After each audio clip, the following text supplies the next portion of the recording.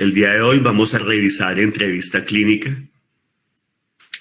Considero que es una de las grandes oportunidades que tenemos para intervenir y para ir iniciando un buen vínculo con el paciente. La entrevista clínica no solamente es para hacer una anamnesis, no solamente es para recoger datos o para ir llenando unas casillas en el historial clínico del paciente. La entrevista es un encuentro, la entrevista es un momento que se vive con intensidad, un momento amoroso en cuanto a que se está atendiendo a alguien que sufre. El paciente siempre tiene algún sufrimiento a cuestas, un duelo, una enfermedad. A veces el dolor es físico, muy claro. A veces son otro tipo de sufrimientos o penas. El paciente puede estar somatizando en ocasiones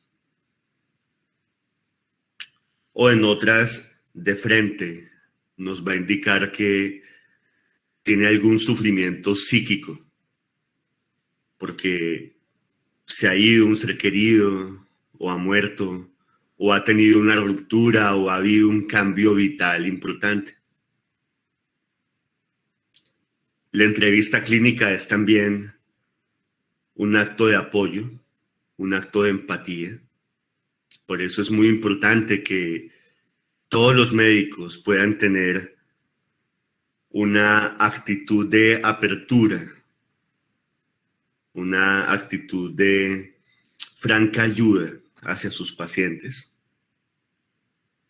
La entrevista es también un momento, un encuentro entre dos personas o entre la persona del doctor, del médico y una familia o un grupo o una comunidad. Y ese encuentro, pues, tiene que tener todos los elementos de una relación entre personas humanas. Ese encuentro, entonces, tiene que ser cálido, formal, respetuoso, muy profesional, para que efectivamente dé buenos frutos. La entrevista clínica es también una ocasión para ayudar a que una persona o una pareja o una familia o una comunidad tengan mejor salud. Recordemos que la salud no solamente es ausencia de enfermedad, la salud es también equilibrio, la salud es también armonía, la salud es también confort, bienestar, comodidad. La salud para la psicoterapia formativa es plenitud existencial.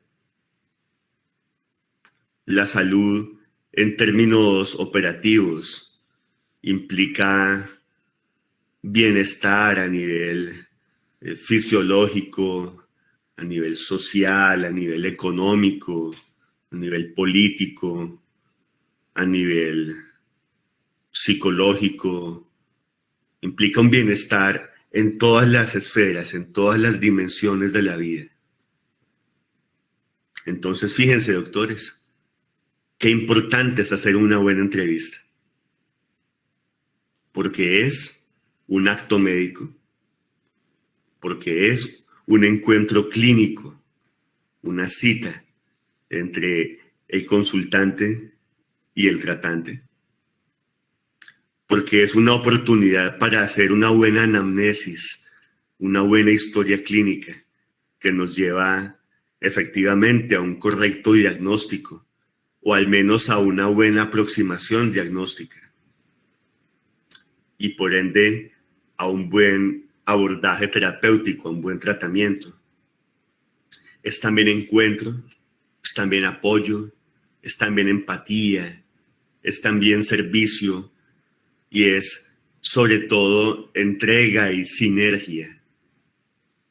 Lo que he escrito como la sinergia terapéutica es esa confluencia de voluntades, de psiquismos, de emociones que permite efectivamente avanzar a paciente y a terapeuta, permite avanzar al consultante y al tratante, permite avanzar y fortalecer a esa diada terapéutica, que en caso de terapia de pareja se va a llamar triada terapéutica porque es la pareja de novios o de esposos y el terapeuta, o en el caso de una terapia de grupo o una terapia de familia o una terapia con una comunidad terapéutica, entonces la diada se va a vivir como una interacción entre varias personas que conforman esa comunidad terapéutica y el terapeuta, el tratante, el médico. Todo esto es la entrevista clínica.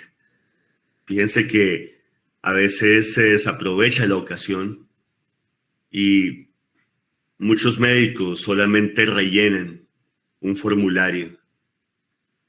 Y en realidad eso es apenas uno de los aspectos de la entrevista. La entrevista también puede ser motivacional, la entrevista también puede ser terapéutica, la entrevista está llamada a generar y fortalecer un vínculo.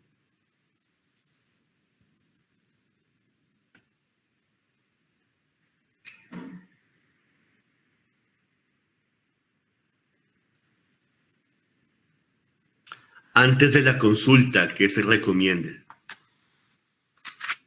Eviten contestar llamadas telefónicas. Por lo general, es importante salvaguardar su seguridad, su integridad física. Hay muchas personas que de manera muy poco ética llaman a consultorios médicos a hacer bromas, a hacer pegas, a, digamos, vacilar, burlarse del personal sanitario. También hay extorsionistas, hay ladrones, hay criminales. Y también están las personas que pretenden llamar y sin una buena anamnesis, sin un buen examen físico, sin un buen examen mental, sin un buen examen neurológico, pretenden erróneamente que el doctor les vaya a dar una impresión diagnóstica o una orientación terapéutica. Entonces, no contesten llamadas, es el consejo. Tengan siempre a un secretario o un asistente. Y que ese secretario, que ese asistente esté también muy bien entrenado en cuanto a la seguridad. Que no ande diciendo usted dónde está, sino simplemente buenos días, buenas tardes, soy fulano o fulana de tal, el asistente, la asistente del doctor, de la doctora, y estoy para servirle, estoy para ayudarle.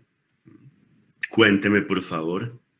Y también que ese entrenamiento a su respectivo secretario o asistente incluya todas las implicaciones médico-legales. No es simplemente una pregunta de qué me tomo o qué será. Mire esta foto, doctora. Mire esta pastilla, doctor. Hay que saber que el acto médico es tan sublime y tiene tanta responsabilidad a cuesta y tiene implicaciones efectivamente jurídicas que por eso ninguna consulta se hace de forma casual, grotesca, casual en términos de responderse por llamada telefónica o por mensaje en redes sociales. Eso es completamente erróneo. Si alguna vez una persona les llega a pedir a ustedes una cita, un concepto médico, una orientación, así por redes sociales o telefónicamente, sepan instruir a su asistente para que de manera muy elegante, muy cordial, pero también muy firme, le indique que ese no es el método y que es tan importante, tan grande el encuentro entre el médico y el paciente, que exige un profesionalismo, que exige una estandarización de procesos efectivamente salvaguardadores tanto de la integridad del paciente como de la integridad del médico. Ese asistente también tiene que ser muy claro a la hora de definir el precio, la hora y el lugar del encuentro. El precio de la consulta o los honorarios, la tarifa, debe ser muy claro. Las personas tienen que tener muy transparente ese dato. Se puede hacer algún tipo de rebaja, algún tipo de descuento, si se trata de colegas o de personal sanitario o de familiares de colegas.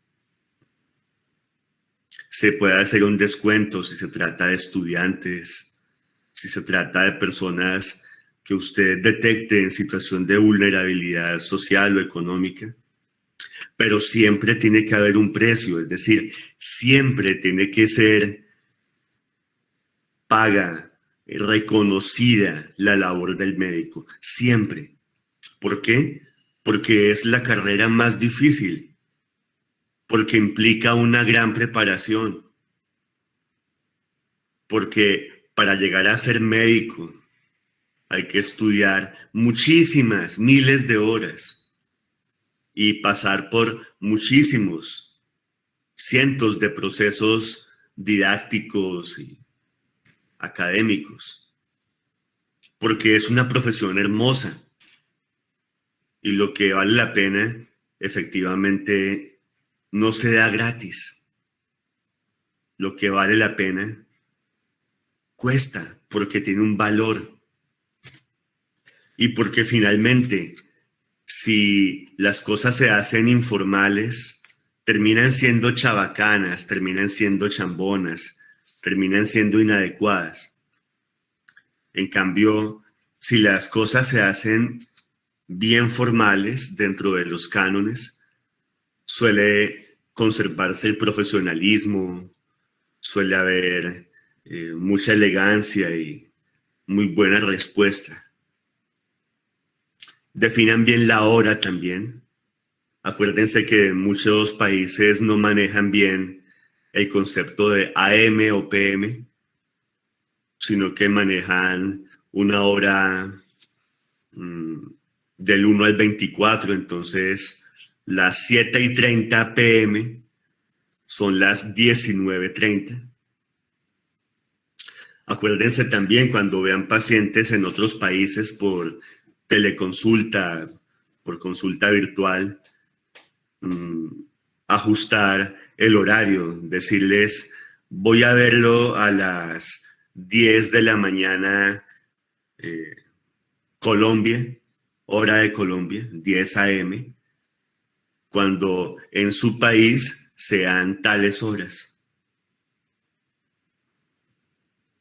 Es muy fácil cuando hay plataformas que automáticamente convierten al país en donde está el paciente la hora, pero hay otras plataformas u otras ocasiones, por ejemplo una llamada telefónica, en las que efectivamente es bueno indicarle al paciente a qué horas se encuentran tanto en el país del médico como en el país del propio paciente. Definir el lugar del encuentro también es muy importante y hay que hacerlo bien. Es un lugar que idealmente debe ser un consultorio médico. con aprobación institucional, con aprobación de la respectiva Secretaría de Salud. Si es un encuentro por teleasistencia o teleexperticia, entonces debe el paciente recibir el link, el enlace para ese encuentro virtual, para esa videollamada, para esa telellamada. Y todo debe ser muy claro. Hay que decirle al paciente: estoy atendiendo de manera virtual, estoy atendiendo de manera presencial. La primera cita es presencial, los controles serán por videollamada, etc. Entonces, hay que tener en cuenta esos detalles y el paciente se va a sentir mucho mejor. Entre más formal, entre más profesional, entre mejor se esclarezca bien cómo va a ser el encuadre, se van a dar cuenta que la entrevista va a ir mucho mejor. Si lo contacta una familia, sobre todo para hablar de un paciente, de un tercero, hay que comentarle a la familia que todas las cosas deberán hablarse en la sesión. No puede haber secreticos, no puede haber correveidiles, no puede haber rumores ni chismes. Todas las cosas se hablan en la sesión. Si el papá quiere comentar algo del hijo mayor, lo comenta en la sesión. Si la mamá quiere hablar algo sobre la tía o la abuela, en la sesión. ¿Para qué? Para evitar caer en juegos patológicos familiares. A veces hay sistemas familiares muy perturbados en los que se maneja hipocresía y doblez y falsedad, aún dentro de los mismos miembros de la familia. Entonces es bueno comentar que se habla en la sesión.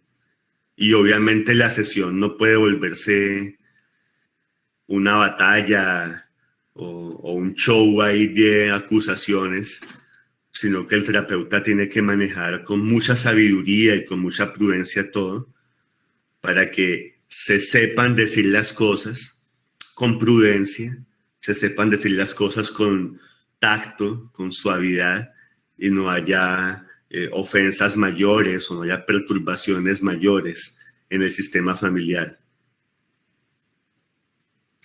Jamás den la impresión diagnóstica o aventuren el tratamiento antes de la consulta. Sin conocer un paciente es erróneo ir a decir, tiene esto, podría tener esto, podríamos darle esto otro. Sean muy cautelosos, porque ese profesionalismo implica efectivamente cautela, saber hacer bien las cosas. Dejen claro cuál es su método, cuál es su estilo de trabajo. Que el paciente sepa quiénes son, el paciente sepa qué hacen, cómo lo hacen. Rara vez lo solicitan, pero si alguna vez un paciente les pide su hoja de vida, su currículo, saber de dónde son egresados, tengan una mini hoja de vida que puedan enviar para tranquilidad de ese paciente. Eviten las reacciones inadecuadas. A veces el paciente o la familia que está buscando cita para el paciente puede formular alguna pregunta aparentemente tonta u ofensiva. No se dejen sacar de casillas nunca. Jamás respondan feo, jamás contesten grosero. Mantengan la ecuanimidad, mantengan la calma, que finalmente hay que entender a ese familiar que está asustado, que está nervioso o que pretende que todo el mundo tiene que servirle como lacayo, o que si es una consulta particular, entonces está en situación de inferioridad del médico. Hay gente así. Hay personas muy patológicas, muy trastornadas, muy enfermas, pero esos son ellas. Esas personas, no es el médico, no es usted. Eviten las reacciones contratransferenciales. Eviten enojarse. Eviten ofenderse. Ay, esa cita es muy cara. ¿Para qué se ponen a pelear? Ay, esa cita está muy lejos. Estaremos atentos. Si aparece de pronto algún espacio antes, le avisaremos, ¿sí? De acuerdo. Pero nunca ponerse a pelear, nunca engancharse con ningún paciente. Prepárense para el encuentro el día de la consulta. Fíjense que el acto médico es un acto tan sublime, tan hermoso, que efectivamente requiere una preparación. El médico tiene que llegar con buen equilibrio emocional y por eso hay que trabajar mucho la vida espiritual, el buen estado nutricional, un estado mental lúcido. Lleguen bien desayunados o bien almorzados a ese encuentro. Lleguen bien dormidos a ese encuentro. Lleguen preparados, contentos, plenos, y se van a dar cuenta que van a ofrecer un servicio muchísimo mejor. Es muy aconsejable la oración antes de atender cada paciente. Pídanle a Dios ayuda, pídanle a Dios lucidez, pídanle a Dios claridad diagnóstica, pericia clínica.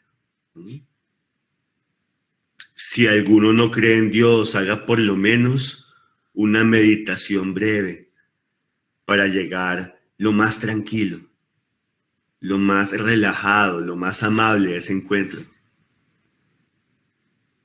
A veces el consultorio está muy bien ubicado en alguna zona residencial, tranquila, pero otras veces el consultorio puede estar en una zona populosa, en un barrio, un vecindario con mucho tránsito, en el que hay bastante ruido. Es ideal acondicionar bien el consultorio, poner ventanas que absorban y amortigüen el ruido, poder silenciar lo más que se pueda ese ruido externo. Y si ya es imposible el silencio o el sonido de la naturaleza, un bosque, una cascada cerca resulta ideal. El mar cerca del consultorio resulta ideal también. Entonces apóyense con música instrumental, pueden poner música clásica, música que llaman estilizada o sonidos de naturaleza, y eso calma bastante. Así afuera del consultorio tengamos camiones, tractores, autos, bocinazos, gente gritando, que dentro del consultorio el paciente escuche música o sonidos que lo lleven a la relajación, a la tranquilidad. El ambiente también es importante. Ojalá un consultorio esté ubicado en una zona verde, bonita, tranquila. Pero si no es así, entonces asegurarse una locación confortable, un mobiliario adecuado, que la pintura de las paredes, que los cuadros, que el mismo ambiente del consultorio sean acogedores.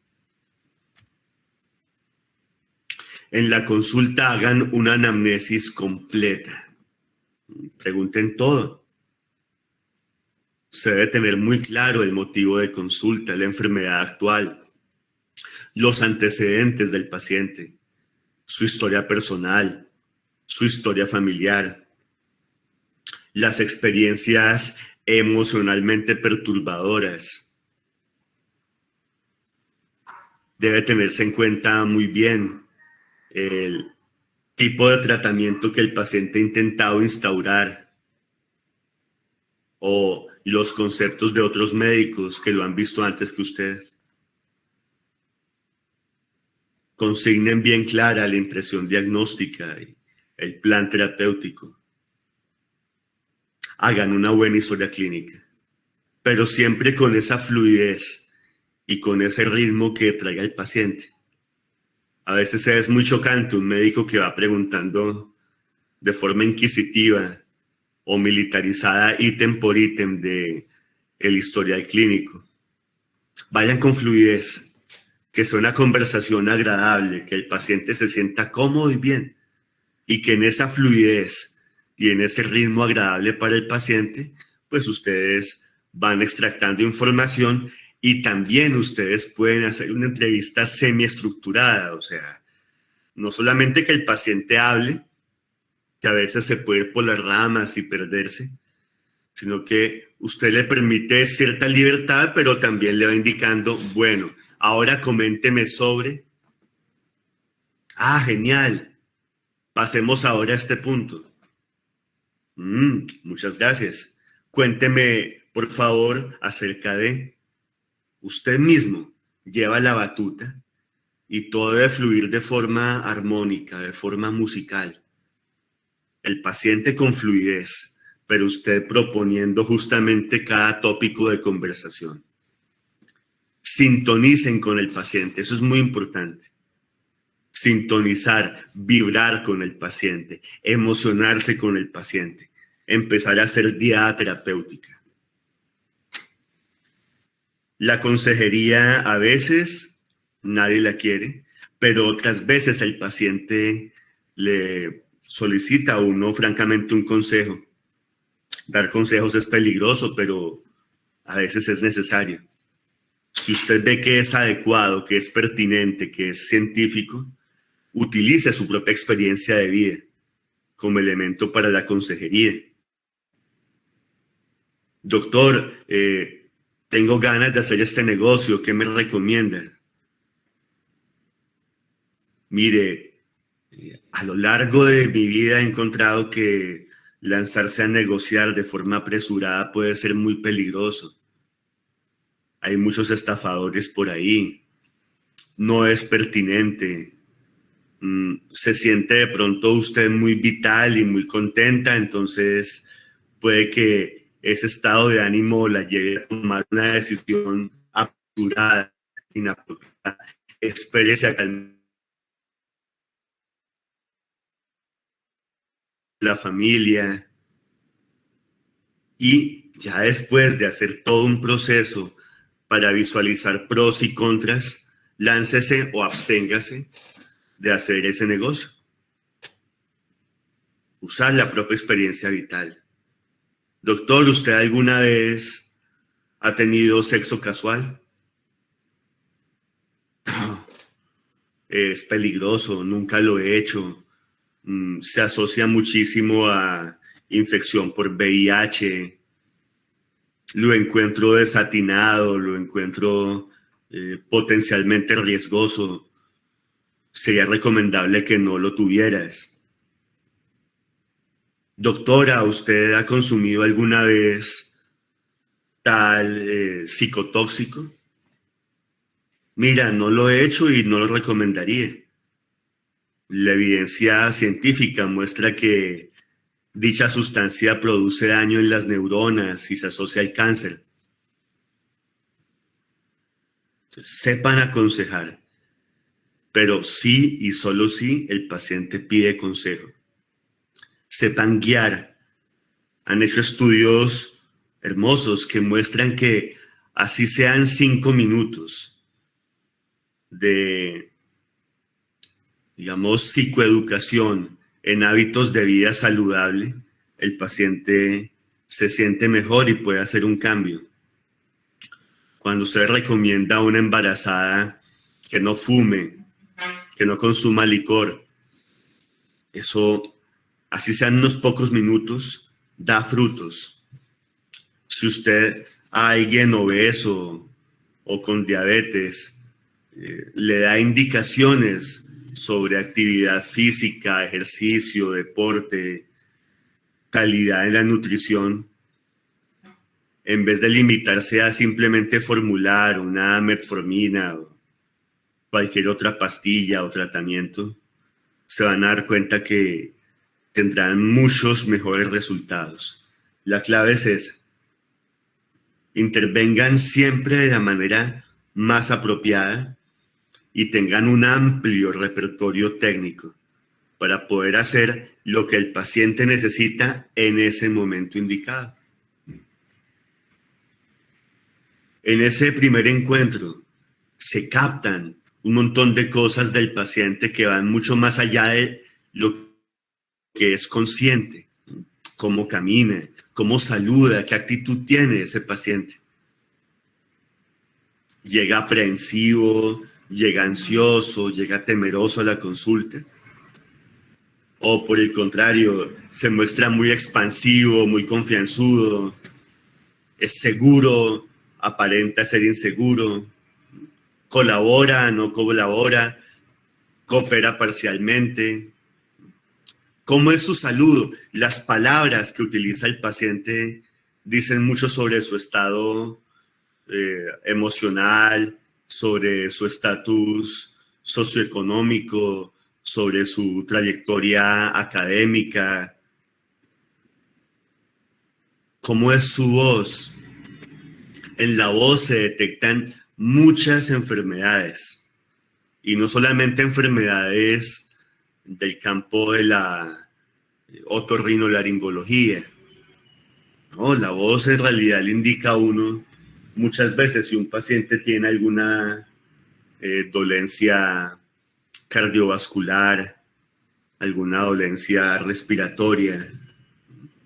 El discurso, por ejemplo, del paciente con EPOC o del paciente con asma puede verse entrecortado, puede notarse cierto jadeo, cierta fatiga. Muchos pacientes con falla cardíaca también tienen una emisión del lenguaje con tendencia a la disnea, un discurso que se puede entrecortar en ocasiones. La voz también indica la calidad de los autocuidados. Si es un paciente fumador, su voz va a ser ronca, disfónica, desagradable. La voz también se va dañando en ciertas profesiones, en ciertos oficios. Entonces, fíjense bien la voz, porque hasta del estado anímico del paciente nos es indicativa. El tono, el timbre, la calidad, la potencia, la claridad de la voz. También estén muy atentos a la cara del paciente, la expresión de su rostro. En la cara del paciente está toda su historia de vida. Se ve cuánto ha sufrido, cuánto ha leído, qué batallas ha tenido, qué tan tenso está, qué tan relajado está, qué tan feliz o qué tan triste. En la depresión, por ejemplo, usted puede notar la omega melancólica en la frente o ciertos gestos de dolor, las comisuras labiales hacia abajo, el llanto o la evidencia de que se ha estado llorando, la inyección conjuntival. En la cara también se pueden detectar muchas enfermedades neurológicas. La mirada pasmada del paciente con demencia avanzada. La facies en máscara del paciente con enfermedad de Parkinson. Los ojos salidos, el exoftalmus del paciente con hipertiroidismo. El rostro abotagado del paciente alcohólico. El rostro, digamos, decolorado, pálido, de muchos pacientes con enfermedades autoinmunes, o la facies en ala de mariposa, típica del lupus, o ese color terroso, ese color parduzco que adquieren las personas que tienen enfermedades renales. Todo ese tipo de detalles. Miren la cara. en la cara del paciente también se va a ver su desconcierto, sus dudas. Y si usted observa bien, entonces le puede aclarar, le puede comentar, ¿entendió todo? Y el paciente, un montón de variables. Hasta la personalidad del paciente influye en cómo se responde a la enfermedad.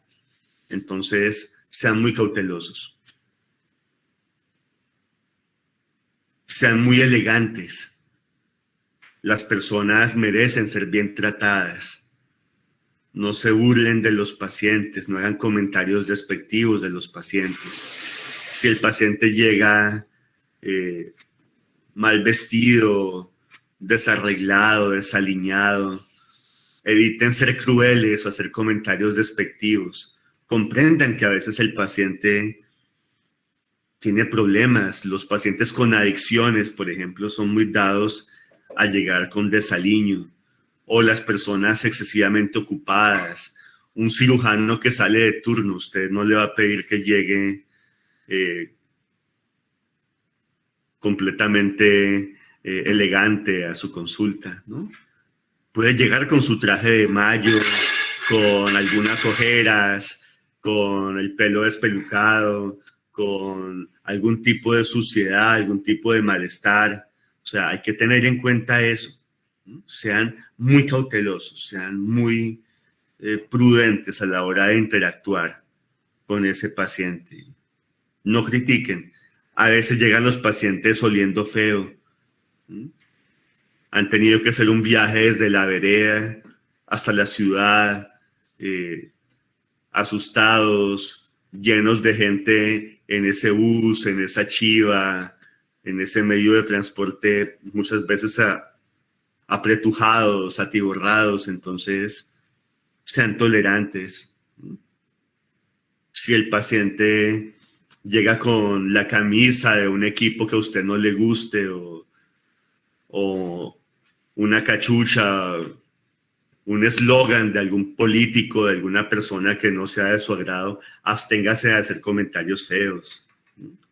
No critiquen las creencias religiosas o filosóficas de los pacientes. Eso es ser delicado, eso es ser detallista, eso es ser cuidadoso. Y siempre que tengan la ocasión, generen esperanza, tranquilidad y bienestar. Sean auténticos en su interés. Es decir, si estudiamos medicina es porque queremos efectivamente hacer de este mundo un lugar más justo, más bonito, más pacífico, más hermoso.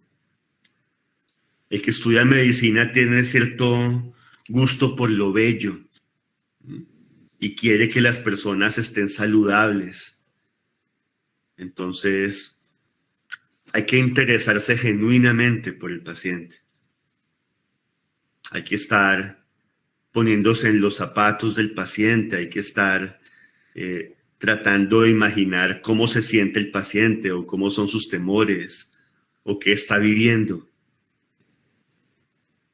Interésense genuinamente en el paciente y se van a dar cuenta que van a ser cada vez más auténticos y fluidos en su interacción. Y el paciente capta también su interés.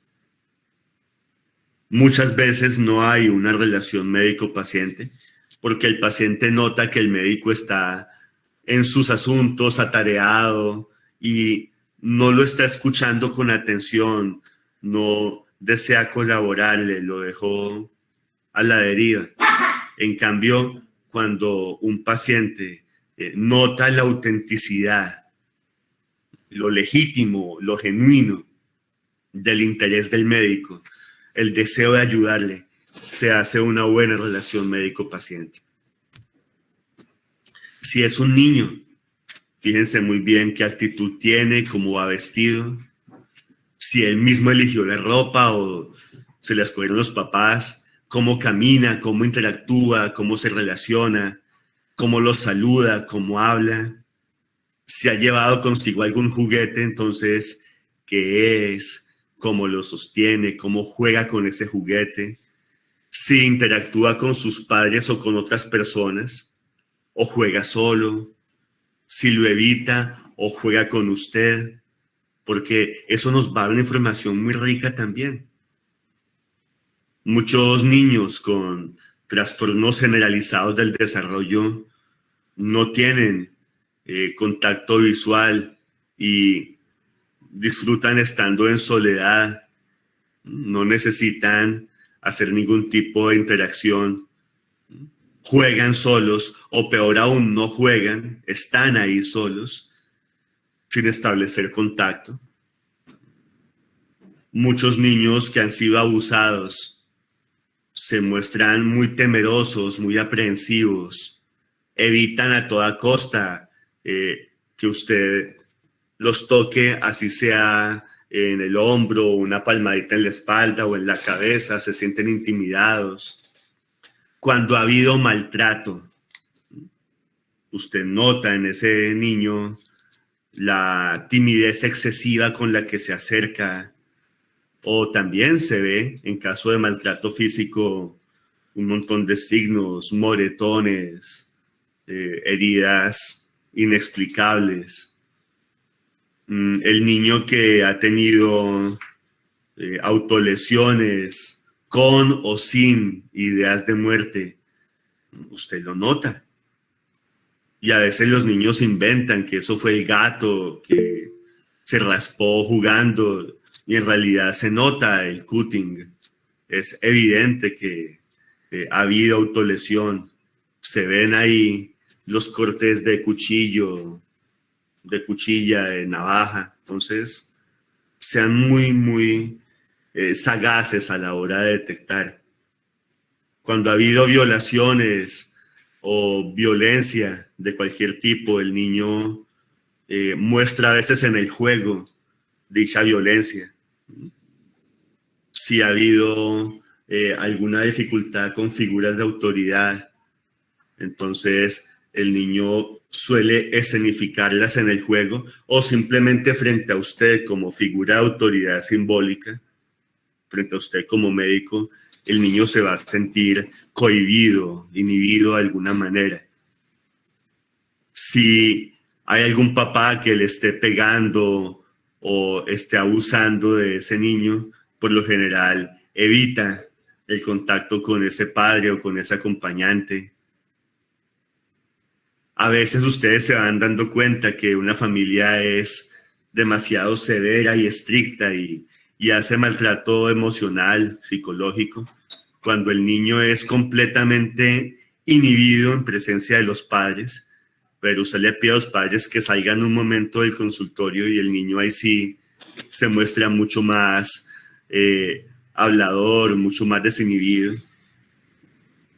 Y estén muy atentos a todo. Básicamente, no solamente se trata de saber hablar, sino también saber observar, ser muy detallistas con todo. Eso es, doctores. Muchísimas gracias.